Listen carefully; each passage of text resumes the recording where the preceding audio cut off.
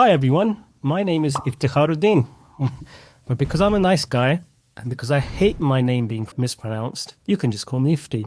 It makes life so much easier for all of us. Let me tell you a little bit about myself, not the short version, but the real story. I qualified as a chartered management accountant in 1995. Yeah, I know, that was the last millennium. But no, I'm not ancient, the joints still work, and I don't bite. A lot of people don't really understand what a management accountant does. We're not historians. That's financial accountants who make sure all the numbers from the past add up. Management accountants are forward-looking. We help companies launch products, plan strategy, look into the future, build business models. And there's lots of modeling. Financial modeling, not photographic modeling. Believe me, nobody would hire me for that. I started my career at Unilever, a truly world-class organization. One thing Unilever does exceptionally well is to give young managers real responsibility early on. I joined the commercial department, which wasn't just accounting. It covered logistics, buying, supply chain, negotiations, and we worked across every part of the business. Unilever didn't teach us how to count numbers. They taught us how to run a business. And that experience shaped me and how I look at companies ever since, not a spreadsheet, but as living, breathing operations. Then came Mars Confectionery. My first day at Mars was unusual. I was thrown straight into a loss-making vending machine business, responsible for more than 10,000 machines across the UK. What many people don't realize is that Mars is still a privately owned family company. They desperately wanted this business to work, but nobody could get it to make money until I came along. I traveled all over the country, visiting dozens of sites, speaking to people on the ground and tearing apart the numbers. Eventually, I built a full turnaround plan. That was the easy part. The hard part was selling it. I presented the plan to the managing director and the board. They questioned everything. They pushed hard, but they were impressed enough to give it the green light. Within a year, the business was profitable and I got promoted to another loss-making business. That's when you know you're trusted, when they give you the toughest problems. After about a decade in finance, I started to feel restless. I wanted something more, something sales-focused, people-driven. I wanted to step outside my comfort zone. So I moved into recruitment consultancy. I set my sights on the biggest and the best, Michael Page. But they didn't believe an accountant could sell. I'd been pigeonholed my whole life. People love putting you into boxes. I refused to stay in one. I applied, they rejected me. I applied, they rejected me again. But eventually, my determination won through. They hired me and they trained me. And things really took off. Soon, I became the highest grossing consultant in the region. The next quarter, I topped the entire country.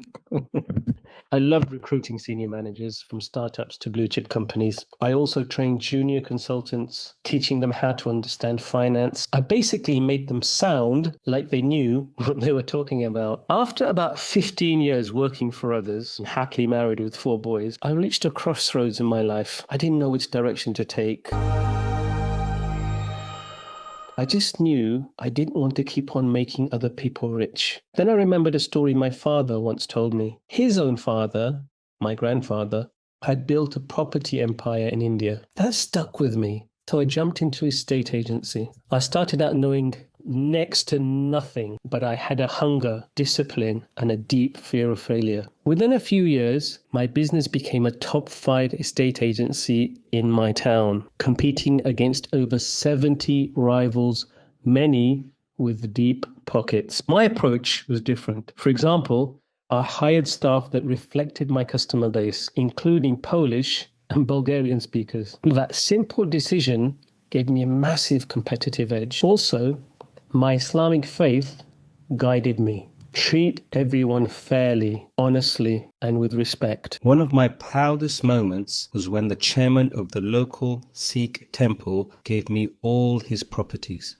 Despite several Sikh agents nearby, including one owned by his own relative, trust matters. After many years in estate agency, I felt ready for something completely different. By chance, I fell into a car hire business. The story of how I set that up actually led to my interview on the BBC Morning Show. Ifti Udin owns 28 cars. I had an injury and I couldn't walk. I ruptured my Achilles tendon.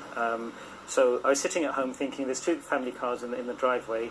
They're just not being used. Put them on a platform on the internet called Hirecar, and both of them got rented out. We were sitting here one day and my wife wanted to go shopping and she said, we don't have a car. So I said, let's go down to the dealer, we'll get another one. We bought that car, put that on the platform, and that went out as well. With patience and with help from my son, who was learning business from me and has since gone on to build several successful companies of his own, we grew fast. We became one of the largest private self-hire car operators in the UK. And then disaster struck. Our main platform provider, the company that handled our tech, payments, hiring, went bust. To make things worse, COVID hit. And again, and again. Insurance costs tripled. To break even, I would have to hire out one of my Vauxhall courses at £200 per day. That wasn't happening. The business was no longer viable. I put my entire life savings into it, and I watched it all disappear in a matter of months. It was one of the darkest periods of my life. I was so fortunate to still have my estate agency business, the properties, the rental income, the commissions. So I rebuilt. But I wanted to rebuild, not just for myself. I wanted to use my life experience, the wins, the mistakes, the losses, to build something special, to help others understand money, business, and investing. Not hype, not shortcuts, but real understanding.